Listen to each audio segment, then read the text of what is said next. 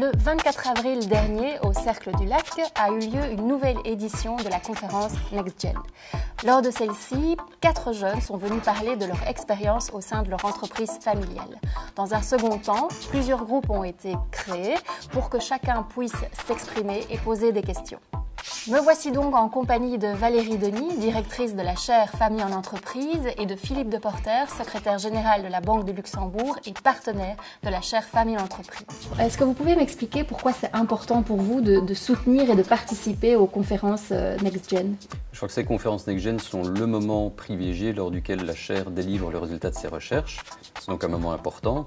Et c'est d'ailleurs cette dimension de recherche appliquée, c'est-à-dire que les entreprises vont pouvoir faire quelque chose de ce qu'elles apprennent à l'occasion de ces conférences, qui nous a amené à soutenir cette chaire en particulier. Ça, c'est une première dimension. Deuxième dimension, c'est que ces conférences ont joué un moment à la fois d'étonnement et d'enrichissement au travers des témoignages des jeunes. Et quel est votre rôle exactement dans cette conférence NextGen? Mon premier rôle, le plus élémentaire, c'est d'abord d'accueillir les familles que nous-mêmes avons invitées.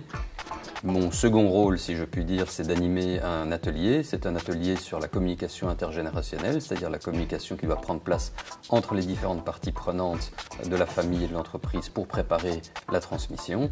Et puis enfin et surtout, notre présence, parce qu'il n'y a pas que la mienne, il y a aussi celle de mes collègues, c'est de montrer notre attachement à la chaire, notre engagement auprès de la chaire qui va, nous le pensons en tout cas, bien au-delà d'un engagement financier. Valérie, comment est-ce que vous avez eu cette idée de lancer ces conférences et d'en faire une tournée à travers la Belgique, le Luxembourg et la France? L'idée est née lors de l'exploitation des résultats de l'enquête NextGen. Nous nous étions rendus compte avec les membres de notre comité scientifique qu'un des premiers enseignements, notamment de cette étude, était la difficulté qu'ont les entreprises familiales à parler suffisamment tôt, entre membres de la famille, de l'entreprise familiale et de sa transmission. Or, on sait que les entrepreneurs sont des personnes extrêmement sollicitées et donc il fallait faciliter leur accès à ces résultats. Et donc, on s'est dit assez vite avec les membres du comité scientifique qu'il fallait nous rendre auprès d'eux. D'autant que, comme il s'agit de communication intrafamiliale, il fallait toucher non pas le dirigeant uniquement, mais un maximum des membres de la famille. Et donc, convaincre plusieurs membres d'une même famille à venir à une conférence.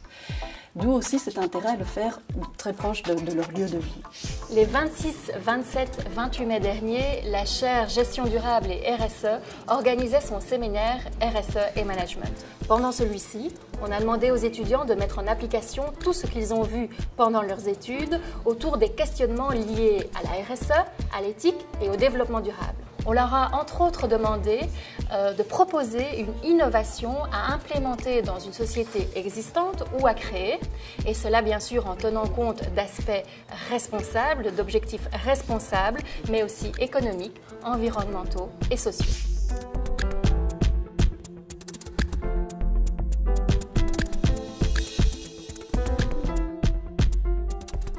Les 3 partenaires de la chaire Gestion durable et RSE ont activement participé à cette semaine RSE.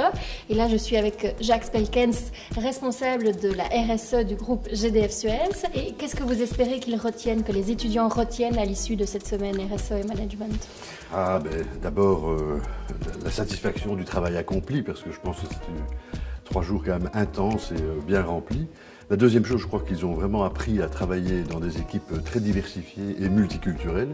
J'espère, en tout cas, qu'ils ont retenu de ces 3 jours, c'est que les entreprises attendent des futurs managers qui soient formés à l'éthique des entreprises, à la responsabilité sociale et sociétale et environnementale et à la multiculturalité tout simplement.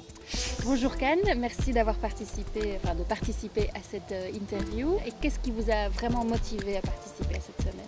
Non seulement nous avons la banque, un partenariat dans le cadre de cette chaire avec l'ICHEC, mais au point de vue personnel, je trouve que c'est extrêmement intéressant d'avoir comme ça des échanges avec les étudiants. Pour nous, c'est une source d'inspiration et oui, c'est vraiment l'occasion idéale d'avoir des idées innovatives en matière de RSE. Donc Patricia Remacle, bonjour. Bonjour. En quoi c'est important de faire le lien entre les entreprises et l'enseignement? Je pense qu'il est tout à fait important de travailler en partenariat entre les entreprises et l'enseignement. Tout d'abord parce Il est important que les étudiants d'aujourd'hui puissent étudier des matières qui soient le plus proches possible de la réalité des entreprises. Nous sommes confrontés à des défis immenses et c'est important de partager ces défis avec le monde de l'enseignement pour qu'il y ait une réflexion qui puisse se faire aussi dans le monde académique par rapport à ces réflexions. Pratiquement, comment ce lien entre les entreprises et l'enseignement se retrouve dans les activités de la chaire? Donc au départ de la chaire, on a choisi un sujet d'étude qui intéressait à la fois les entreprises mais aussi l'ICHEC. Ce sujet d'étude, ce sont les projets collaboratifs. Donc chacune des entreprises vient avec un de ces projets et on étudie ce qui est profitable et quel est l'intérêt des entreprises pour rentrer dans des projets collaboratifs. Mais aussi quels sont les facteurs clés de succès. Il ne me reste plus qu'à vous remercier d'avoir regardé cette vidéo news. Toutes les informations sur ICHEC Fund se trouvent sur notre site internet. Et n'oubliez pas, pour que tout cela et tous les autres projets restent possibles, on a besoin de vous.